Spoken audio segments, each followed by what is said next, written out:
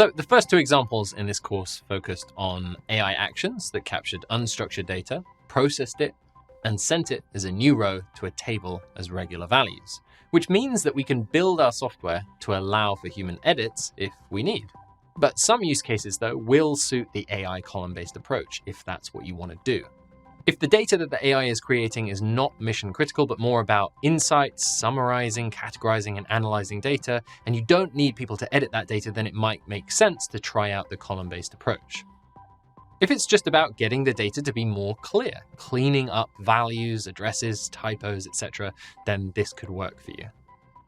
Also, if you have lots of historical data, you can apply AI across all of that in one go.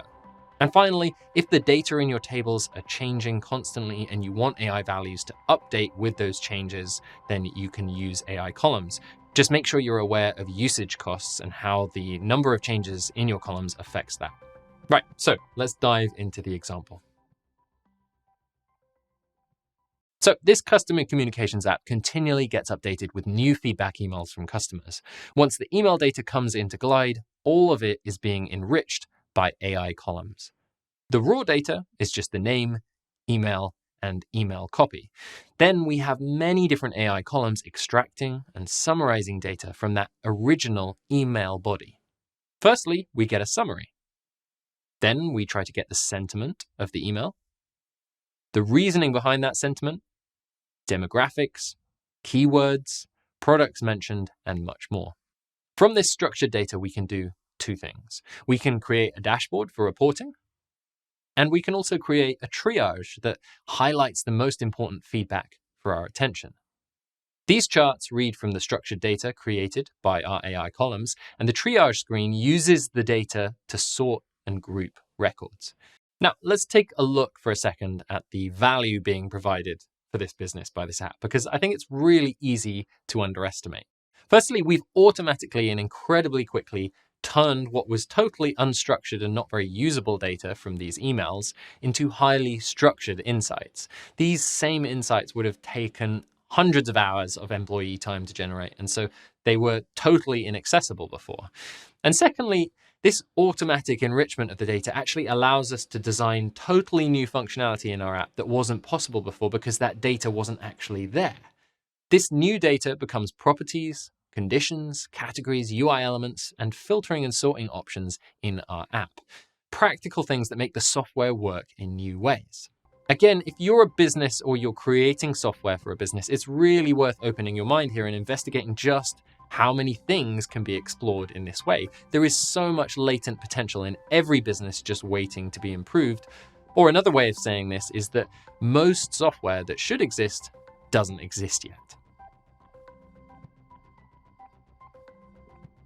So sometimes we find that questions come up a little bit more when people are building with AI columns. So here are a few tips to help clarify some of the most common questions. Firstly, just because your app is primarily using columns doesn't mean that you shouldn't also use actions in other areas. The final AI feature present in this example is a generative text feature. To speed up our users' workflows even more, they can go into an item and just hit draft response, and the AI will immediately draft an email based on whatever that customer has set.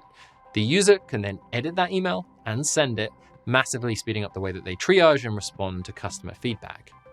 This is just powered by a generate text action, which reads from the customer's original email as the input, and then uses Gmail to send that data.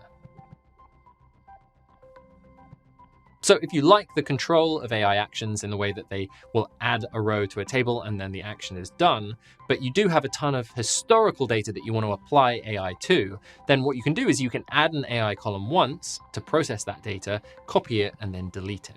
So the way that this would work is you would, step one, create an AI column with exactly the prompt that you want to create the data that you need. Step two is then to copy that data into a normal text or data column. And then step three is to just delete the original AI column. And finally, if you have an existing table with AI columns, you can bulk upload data via CSV or Excel file to that table, just like any Glide table. You don't have to add rows one by one with actions or the Glide Tables API. You just need to make sure that you're aware of the costs of doing this on your plan and how it affects your team's usage. So that's it for our examples, but of course there are many, many other ways that you can leverage these tools for business apps. Be sure to check out our community for more inspiration, or join our experts program to brainstorm and share with our dedicated expert community.